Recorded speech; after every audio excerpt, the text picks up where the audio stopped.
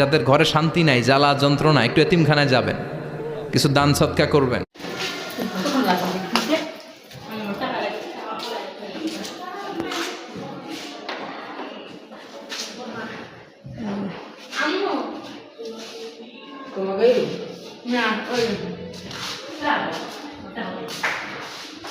এই যে পাখির ঘর,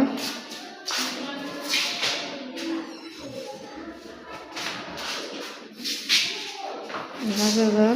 আর এটা হচ্ছে ওয়াশরুম। আর এই যে এক রুম, আর এই যে এক রুম।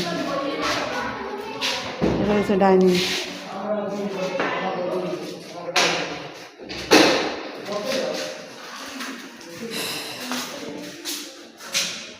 এটা এক রুম।